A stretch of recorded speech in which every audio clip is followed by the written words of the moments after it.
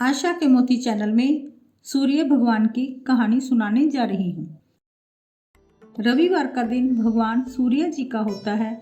इस दिन सूर्य देव जी की पूजा विधि पूर्वक की जाती है। मान्यता है कि अगर रविवार के दिन सूर्य देव की श्रद्धा पूर्वक पूजा अर्चना की जाए तो मनुष्य के जीवन में सुख समृद्धि और धन संपत्ति की कमी नहीं रहती। साथ ही शत्रुओं से सुरक्षा भी होती है। सूर्य देव का व्रत करने के साथ साथ अगर आप इनकी व्रत कथा सुनते हैं तो आपकी मनोकामनाएं पूर्ण हो जाती हैं। सूरज रोड व्रत की कहानी। किसी गांव में एक माँ और उसकी बेटी दोनों सूरज जी का व्रत किया करती थी। एक दिन सूरज जी के व्रत वाले दिन माँ ने बेटी से कहा, मैं पानी लेने जा रही हूँ, तू 2 रोट बनाकर रख लेना। एक छोटा और एक बड़ा रोट बनाना जो हम पूरा खा सकें, क्योंकि रोट को झूठा नहीं छोड़ते। रोट के आटे में नमक मत डालना, यह अलूना होता है। माँ पानी भरने चली गई और बेटी रोट बनाने लगी। तभी सूरज भगवान एक साधु बाबा का भेष बनाकर वहाँ आए और भिक्षा मांगने लगे। लड़की ने कहा, मेरी माँ का रोट तो बन गया है, पर मेरा रोट बनेगा, उसमें से आपको दूंगी। बाबा ने कहा, जो रोट बन चुका है उसी में से दे दो, नहीं तो मैं जा रहा हूँ। लड़की ने माँ के रोट में से टुकड़ा तोड़कर दे दिया। जब माँ वापस आई तो बहुत नाराज हुई और बोली, हे लड़की, मेरी रोटी का टुकड़ा दे दिया, मेरी रोटी मुझे साबुत दे। वह लड़की को मारने लगी। लड़की डरकर जंगल में भाग गई और एक पेड़ पर चढ़कर बैठ गई। सूरज भगवान ने सोचा, बेचारी लड़की को मेरे कारण घर से निकलना पड़ा, इसलिए इसकी रक्षा मुझे ही करनी पड़ेगी। सूरज भगवान रोज उसके लिए चूरमे का एक लड्डू और एक लोटा पानी भेज देते थे। लड़की मज़े से खा पी लेती और बैठी रहती। एक दिन एक राजा शिकार करते हुए उधर से निकला। थकान मिटाने के लिए उसी पेड़ के नीचे आराम करने रुका। राजा ने अपने सेवक से कहा, प्यास से जान निकली जा रही है, चुल्लू भर पानी मिल जाता तो प्राण बच जाते। पेड़ पर बैठी लड़की ने यह सुना तो उसने चुल्लू भर पानी डाल दिया। राजा ने पानी पी लिया। राजा ने कहा, अरे सेवक, आधी जान तो बच गई, एक चुल्लू पानी और मिल जाए, आधी जान और बच जाएगी। लड़की ने फिर एक चुल्लू पानी डाल दिया। राजा ने पी लिया। राजा को आश्चर्य हुआ। उसने सेवक से कहा, ऊपर अवश्य कोई है, तू ऊपर चढ़ और देख कौन है। सेवक ऊपर चढ़ा तो उसे एक लड़की मिली। लड़की ने सेवक से कहा, भैया, तुम ये स्वादिष्ट लड्डू खा लो और पानी पी लो, पर राजा को मेरे बारे में मत बताना, कह देना कि ऊपर कोई नहीं है, पता नहीं राजा मेरे साथ कैसा व्यवहार करेगा।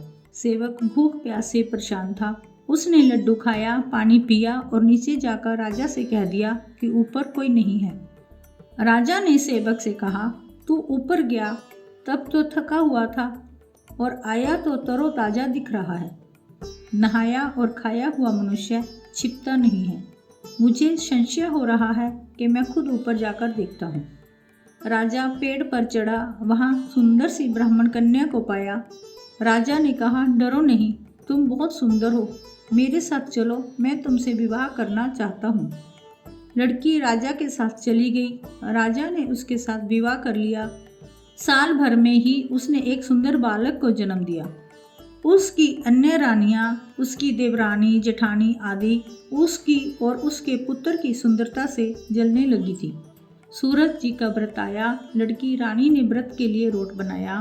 दूसरी रानियों ने राजा से कहा, तुम्हारी नई रानी को रोट बनाना नहीं आता, उसका बनाया हुआ रोट खाओगे तो आपका पेट दुखेगा, रानी खाएगी तो कुंवर का पेट दुखेगा। नई रानी ने यह बात सुन ली और उसने रोट को थाली के नीचे छुपा दिया और सूर्य भगवान से सहायता के लिए प्रार्थना करने लगी। राजा ने जब पूछा कि थाली के नीचे क्या है तो उसने कहा, मेरे गरीब पीहर से आया हुआ उपहार है। राजा ने थाली उठाई तो देखा कि उसके नीचे सोने का चक्र है। राजा ने कहा, वाह, गरीब पीहर वालों का ऐसा उपहार।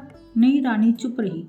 एक दिन रानी खिड़की में खड़ी थी, तभी उसे उसकी माँ दिखाई दी, जो दरिद्र अवस्था में छाछ बेच रही थी।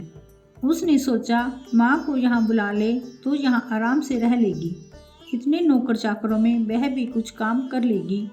और किसी को पता भी नहीं चलेगा। उसने माँ को बुलवाया। रानी की माँ आते ही वही बात दोहराने लगी। हे लड़की, मेरी रोटी का टुकड़ा दे दिया, मेरी रोटी मुझे साबुत दे। रानी ने सोचा कि कहीं सबको पता न चल जाए कि मैंने अपनी माँ को इस तरह महल में बुलवाया है, मुसीबत हो सकती है। उसने माँ को चुपचाप एक कमरे में रहने को कहा, बाहर से ताला लगा दिया। रानी की देवरानी, जेठानी व अन्य रानियां राजा से कहने लगी कि नई रानी का व्यवहार संदेह पैदा करता है। एक औरत महल में घुसी थी पर वह वापस नहीं निकली। छोटी रानी ने यह सुन लिया। वह सूर्य भगवान से इस मुसीबत से बचने की प्रार्थना करने लगी। राजा ने वहां आकर उस कमरे की चाबी मांगी। राजा ने कमरा खोला तो वहां सोने की एक मूर्ति थी।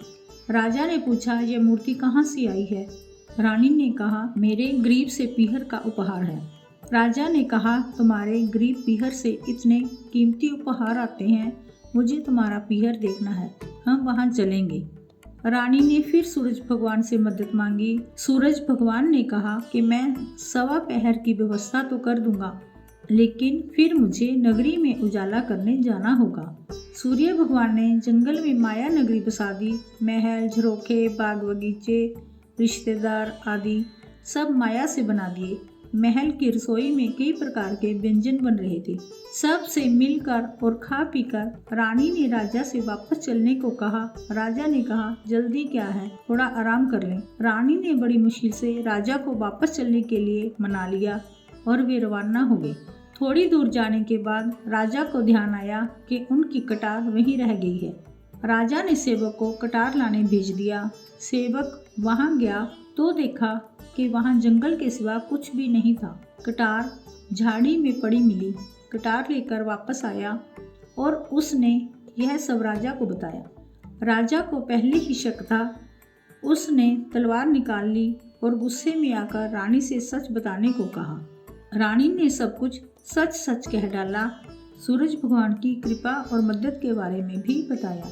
यह सब सुनकर राजा बहुत खुश हुआ और रानी को सूरज रोट का व्रत अच्छे से करने को कहा। रानी का मान और बढ़ गया। हे सूरज भगवान, जैसे उस लड़की को मिला वैसे ही सुख ये कहानी कहने और सुनने वाले को भी प्राप्त हो। बोलो सूरज भगवान की जय।